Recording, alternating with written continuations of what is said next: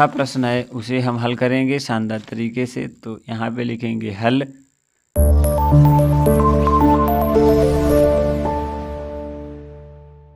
और हल लिखने के बाद इसे करेंगे हल। जो दिया है, क्या क्या दिया है, एक संख्या दी है तो यहाँ पे संख्या मान लेंगे। तो माना संख्या बराबर x। हम क्या करेंगे साथियों, यहाँ पे संख्या को x मान लेंगे और उसका जो 3/4 भाग है। अब 3/4 भाग का अंतर है, संख्या और उसके 3/4 भाग का अंतर 40 है। तो संख्या का 3/4 भाग क्या हो गया, तो x कह रहा है कि x माइनस 3x/4 बराबर 40। यही तो प्रश्न कह रहा है। 5 है यहाँ पे, सॉरी 5, तो 5 कर लीजिए, कोई दिक्कत नहीं। कह रहा है यदि किसी संख्या और उसके 3/5 भाग का अंतर 40 है तो वही संख्या ज्ञात कीजिए। तो आशा करते हैं यहाँ आपको समझ में आ रहा हो। क्या आ रहा है कि संख्या और उसके 3/5 भाग का अंतर 40 है। तो एक संख्या x है तो इसका 3/5 भाग क्या हो जाएगा, 3x/5 भाग। तो इसका बराबर 40 है। तो यहाँ पे हम x का मान निकालेंगे। x का मान क्या निकल के आएगा, यहाँ पे इसके बटे 1 कर लेंगे, कोई दिक्कत नहीं, दिक्कत होनी चाहिए। अब हम क्या करेंगे, आगे बढ़ेंगे। तो अब यहाँ पे आपने देखा है कि इसके बटे हम 5 कर लेंगे और यहाँ पे लिख लेंगे 5x, कोई दिक्कत नहीं, दिक्कत माइनस का 3x यहाँ हो जाएगा और बराबर हो जाएगा 40 के। साथियों आशा करते हैं यहाँ तक आपको शानदार तरीके से समझ में आ रहा होगा। अब साथियों क्या करेंगे, इसमें से इसे घटा देंगे तो यहाँ पे 2x/5 आ जाएगा और इक्वल टू में आ जाएगा 40। अब साथियों इसे थोड़ा और हल करेंगे तो यहाँ पे बटे 1 करके और इसका 3x गुणा कर देंगे। तो यहाँ पे 2x बराबर आ जाएगा 40 × 5 यानी कि 200। 2x बराबर आ जाएगा 4 × 5 = 20 और 200 और 2 से 2 कट जाएगा, x बराबर 100 निकल के आएगा। यहाँ पे x बराबर 100 निकल के आएगा तो वो संख्या हमारी 100 हो जाएगी। तो यहाँ पे देखेंगे ऑप्शन इसका सही होगा, वो सी ऑप्शन बिल्कुल सही होगा। और आशा करेंगे आप लोगों को ये प्रश्न अच्छी तरीके से समझ में आ गया होगा। जो भी साथी हमारे साथ लाइव सेशन में जुड़े हैं तो वीडियो को लाइक और चैनल को सब्सक्राइब जरूर करें। साथ ही अपने साथियों को शेयर करें जिससे वो भी जुड़ें और अपनी तैयारी को अच्छी तरीके से कर सकें। साथियों चलते हैं अगले महत्वपूर्ण प्रश्न की तरफ। अगला महत्वपूर्ण प्रश्न कहता है कि संख्या 3,29,075 में 3,29,075 में 7 के स्थानीय मान और जातीय मान में अंतर क्या है। साथियों स्थानीय मान और जातीय मान को हम कैसे करेंगे, देखो यहाँ पे 7 का स्थानीय मान देखेंगे तो 70 होगा और इसका जातीय मान यहाँ पे लिखा है 7। जब 70 है इसका स्थानीय मान और जातीय मान 7 है और 7 और इसका जो अंतर है वो यहाँ पे आप जातीय मान को कहते हैं किसी भी स्थान पर कोई संख्या हो और यदि उसका जातीय मान पूछा जाए तो उसका जो मेन वैल्यू होती है उसे ही हम जातीय मान कहते हैं। तो 70 से हमने 7 घटाया 63 बचा और डी ऑप्शन इसके लिए बिल्कुल राइट हुआ। आशा करते हैं ये प्रश्न भी आप लोग समझ पाए होंगे। चलते हैं अगले महत्वपूर्ण प्रश्न को और शानदार तरीके से समझेंगे और आशा करते हैं ये प्रश्न भी आपको अच्छी तरीके से समझ में आएगा। तो अगला प्रश्न कहता है कि 27 पेन का विक्रय मूल्य 30 पेन के क्रय मूल्य के तुल्य है। तुल्य मतलब होता है साथियों बराबर। तो कितने प्रतिशत का लाभ हुआ है, लाभ या हानि हुई है। तो साथियों आप देखेंगे कि विक्रय मूल्य यहाँ पे आपको बड़ा है और क्रय मूल्य छोटा है, क्योंकि जब विक्रय कर रहा है, खरीद रहा है तो 30 पेन खरीद रहा है और बेच रहा है तो 27 पेन बेच रहा है। ठीक है, तो आशा करते हैं यहाँ पे लाभ ही होगा और लाभ का सूत्र निकाल के प्रश्न को हल करेंगे। आइए चलते हैं, इस प्रश्न का जो आंसर है वो क्या है तो आपको समझ में आएगा। तो सबसे पहले दिया है पेन का क्रय, वो 27 पेन का विक्रय और 30 पेन का क्रय के बराबर है। ठीक है, तो यहाँ पे लिखेंगे हल और हल में लिखेंगे विक्रय मूल्य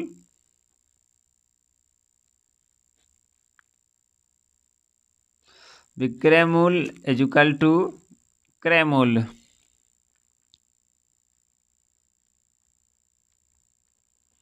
यही तो कह रहा है कि विक्रय मूल्य इज इक्वल टू क्रय मूल्य, लेकिन 27 पेनों का विक्रय मूल्य बराबर 30 पेनों का क्रय मूल्य, यही कह रहा है। ये विक्रय मूल्य और क्रय मूल्य बराबर है, ठीक है। तो कितने प्रतिशत की लाभ या हानि होगी? तो यहाँ पे जब क्रय कर रहा है 30 और विक्रय कर रहा है 27, ठीक है, तो यहाँ पे लाभ होगा। तो होता है कि क्रय मूल्य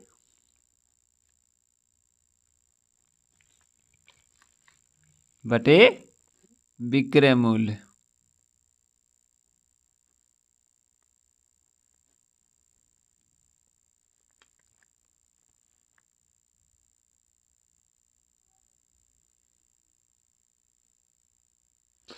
ये हो जाएगा 27/30, ठीक है। अब हम क्या करेंगे, लाभ है ना, लाभ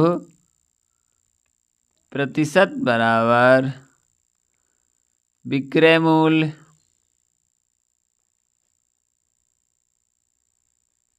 माइनस क्रय मूल्य बटे क्रय मूल्य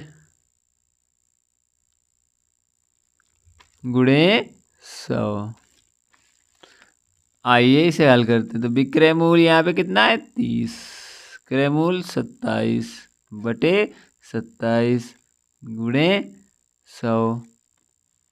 तो यहाँ पे देखेंगे, यहाँ पे जो देखेंगे तो हल आएगा, कितना आएगा, 37 से 27 जाएगा 3, और यहाँ पे आ जाएगा 27 और गुणे 100। तो 3 एकम 3, 3 नेम 27। अब यहाँ पे आ गया 100/9। अब 100/9 को हम किस प्रकार से लिख सकते हैं, 9 कम 9, 9 दामन 90, 11 नेम 99, 11 नेम 99, 11 नेम 99 100। तो 11 सही 1/9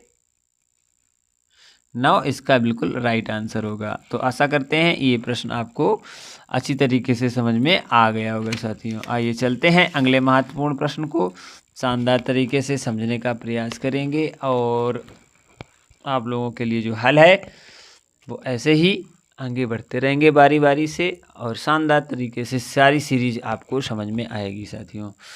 चलते हैं अगले महत्वपूर्ण प्रश्न की तरफ, और इसे भी हम हल करेंगे। क्या कह रहा है साथियों यहाँ पे कि 1 दर्जन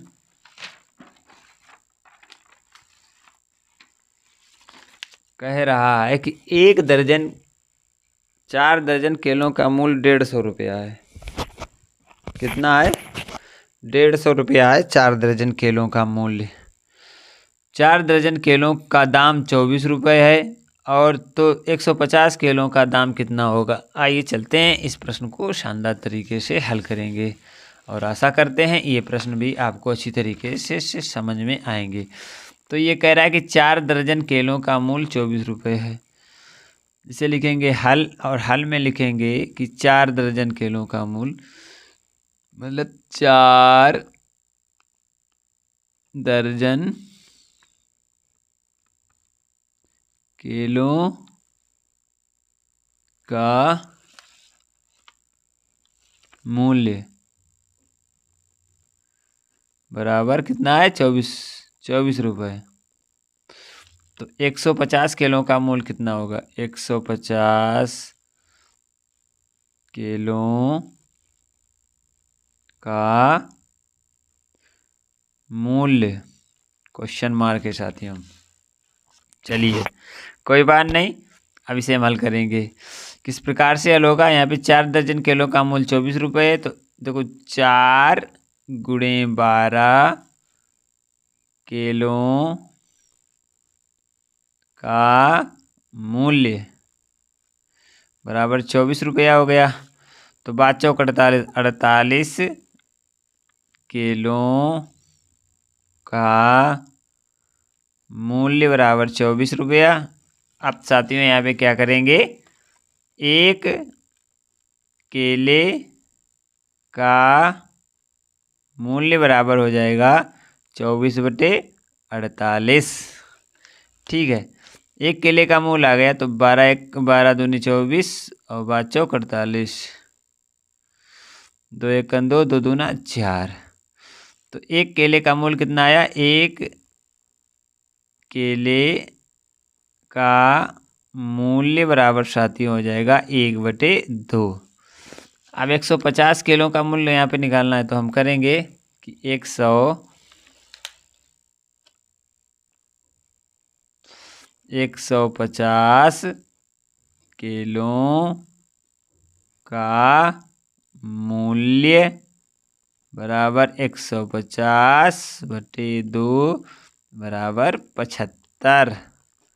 तो यहाँ पे 150 किलो का मूल्य 75 रुपये आ जाएगा। साथियों आशा करते हैं यहाँ तक आपको समझ में आया होगा और इसका जो ऑप्शन सही है वो सी ऑप्शन बिल्कुल सही है। अब चलेंगे अगले महत्वपूर्ण प्रश्न की तरफ। कह रहा है कि कोई धन 5 वर्षों में साधारण वार्षिक ब्याज की दर से 2 गुना हो जाता है तो दर कितनी होगी? यहाँ पे दर यानी कि आर पूछा जा रहा है। तो आइए चलते हैं, इस प्रश्न को भी हम शानदार तरीके से हल करेंगे।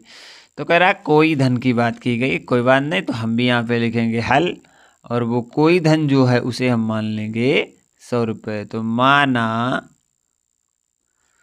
मूलधन बराबर 100 रुपये। कितना मान लिया हमने? यहाँ पे कोई धन की बात हुई तो वो कोई धन हमने 100 रुपये मान लिया। और समय दिया है 5 वर्ष, समय बराबर 5 वर्ष। कोई दिक्कत नहीं, कोई दिक्कत नहीं होनी चाहिए। अब इसके बाद यहाँ पे दिया है कि साधारण ब्याज वार्षिक दर से 2 गुना हो जाता है। क्या? वार्षिक ब्याज की दर से 2 गुना हो जाता है, 5 वर्ष में 2 गुना हो जाता है, यानी कि मिश्र धन दिया है। क्या दिया है साथियों? मिश्र धन। तो हम लिखेंगे मिश्र धन इक्वल टू 2 गुना, तो मूलधन का 2 गुना, तो 200 रुपये हो जाएगा ये। ठीक है, अब जो आर है, रेट है, वो क्या है? तो साथियों यहाँ पे देखेंगे आर पूछ रहा है, मतलब रेट पूछ रहा है, तो दर पूछ रहा है। दर को हम आर से डिफाइन करते हैं, तो आर बराबर है हमारा क्वेश्चन मार्क। साथियों सूत्र होता है साधारण ब्याज बराबर साधारण ब्याज बराबर मिश्र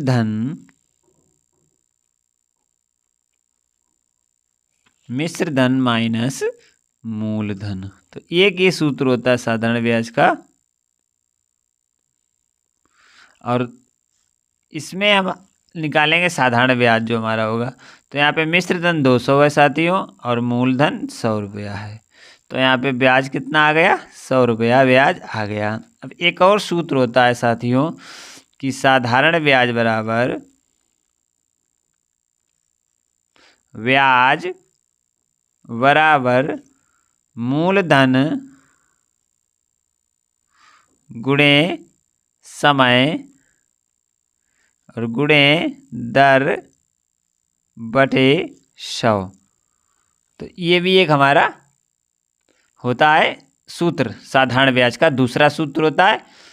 और इस पे हम मान रखेंगे साधारण ब्याज यहाँ पे साथियों 100 है, तो 100 के साधारण ब्याज के सामने 100 रख देंगे। मूलधन यहाँ पे 100 दिया है तो 100 लिख देंगे। समय हमारा 5 वर्ष है और दर हमारी आर यानी कि ज्ञात करनी है, और इसके बटे 100 कर देंगे। आशा करते हैं यहाँ तक आपको ये प्रश्न समझ में आ गया होगा। अब इसे हम थोड़ा हल करेंगे। तो देखो यहाँ पे एक और स्टेप लेंगे, तो 100 हो जाएगा इक्वल टू 500 आर बटे 100 हो जाएगा। इतना आप लोगों को समझ में आएगा। इसका बटे 1 कर देंगे और दोनों का कर देंगे तिर्यक गुणा। तो तिर्यक गुणा करने के बाद ये आ जाएगा यहाँ पे 500 आर बराबर 10,000। ठीक है साथियों, अब यहाँ पे साथियों देखेंगे एक बार और, आर बराबर जो आएगा कि 10,000 बटे 500। तो यहाँ से 2 0 0 काट दिए। अब यहाँ पे आ जाएगा 20 पंचे 100। तो यहाँ पे कितना आ जाएगा? 5 दूनी 10, तो आर बराबर 20%। की दर से यदि हमारा वार्षिक ब्याज लिया जाएगा तो हमारा 2 गुना हो जाएगा 5 वर्ष में। कोई भी धन हो यहाँ पे, तो आशा करते हैं आपको ये समझ में आ गया होगा। और इसका जो ऑप्शन होगा साथियों, तो वो हमारा डी ऑप्शन बिल्कुल सही हो जाएगा।